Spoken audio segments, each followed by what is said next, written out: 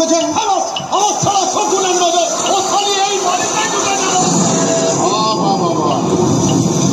আচ্ছা যখন পা রেখেছে তাহলে আমার পথ সব বন্ধ।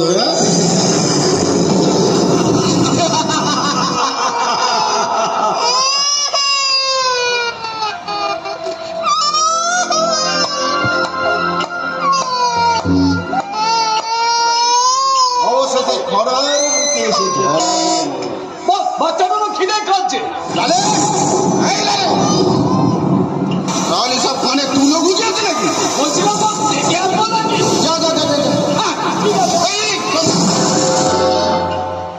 ছুটদের গায়ে গন্ধ শোকার জন্য মন আকুলি বিকুলি করছে। বাচ্চাটাকে জালি কেটে দিয়ে আয়।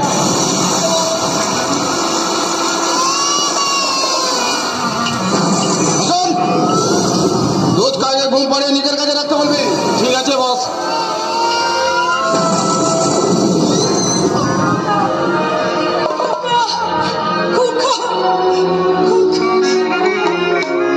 আছে আছে, তোমার খোকা আছে। দিদি কাঁদছিল তো, তাই দুধ খাইয়ে ঘুম পাড়িয়ে নিজের কাছে রেখেছি। সত্যি আপনাকে অশেষ করুণা বাবু। আরে না না না না, করুণা কেন বলছো? মানুষকে ভালোবাসাই তো আমার কর্তব্য। সত্যি মানুষের কত তফাৎ জানি জানি। হ্যাঁ, সেদিন ছিল প্রচন্ড ঝড় বৃষ্টি রাত। রাতের বেলা প্রচন্ড ঝড় উঠেছিল।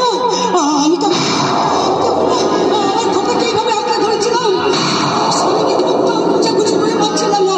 ঠিক দুজন লোক এসে আমার স্বামী দুর্ঘটনার কথা বলে আমাকে তোমাকে এখানে নিয়ে এলো। আপনি জানেন কেমন করে? ইচ্ছে হলে জানা যায়, কি রে বল না? হ্যাঁ বলছিলাম তো জানা। ও বুঝেছি। বাহ,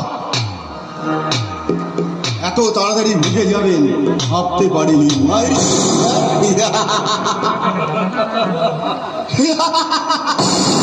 হাসি বন্ধ করুন, নইলে আমি চিৎকার করে লোক ডাকবো। এবছর চিৎকার করবে?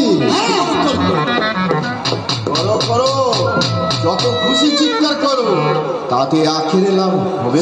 আপনারা কি জানেন ম্যাডাম, এই জায়গাটা হলো না ঠিক পৃথিবীর বাইরে। মানে খানিকটা স্বর্গের মতো। ওই দেবতারা এখানে যাতায়াত করে। আর রম্ভা, মেনকা, তিলোত্তমা ওরা সবাই থাকে। আপনিও থাকবেন ওদের সঙ্গে। আরে না না না না না না, একসঙ্গে নয়, সবার জন্য আলাদা আলাদা ঘর। সাজানো গোছানো যাকে বলে একটা তৃপ্ত। ছি, ছি, ছি। দেবতারা আসবে, তোমাদের যৌবন